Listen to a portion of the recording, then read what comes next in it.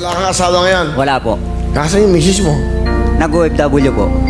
Tapos, Ayun, nakakita ng mga sugwapo. nandun siya sa abroad? Saan? Nasa Taiwan po.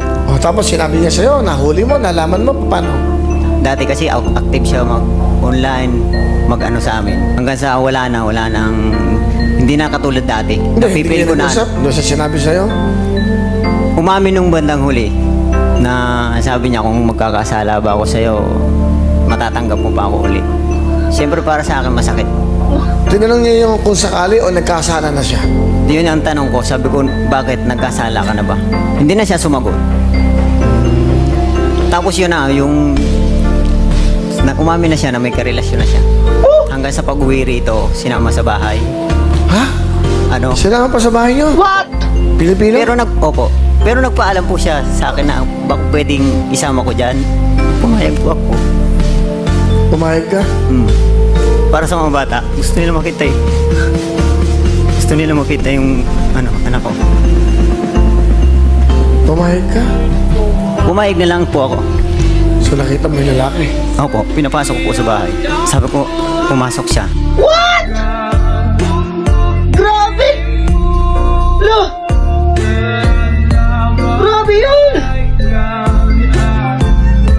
The fact na nagpaalam pa talaga yung girl sa kanya na isasama niya yung guy sa bahay nila.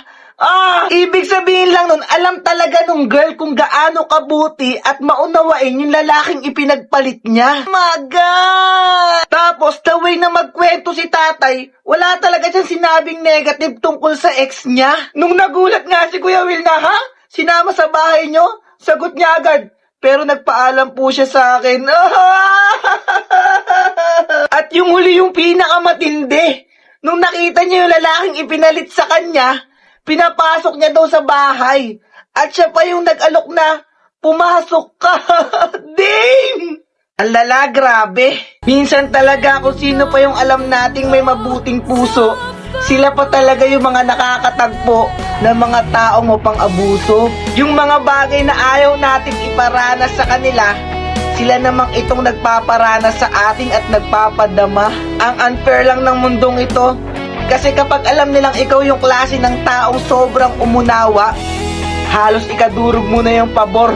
Mga taong walang awa, na para bang wala kang karapatan masaktan, na dapat lahat ay iyong naiintindihan at nauunawaan. Pero kung susubukan yung baliktarin, lumagay sa lugar ng taong maunawain, baka hindi nyo kayanin ang magtago ng sakit na siya lang talaga, ang maglihim sa iba ng tunay nilang nadarama, at ang lubusang masaktan at madurog nang wala man lang nakakaalam ni isa.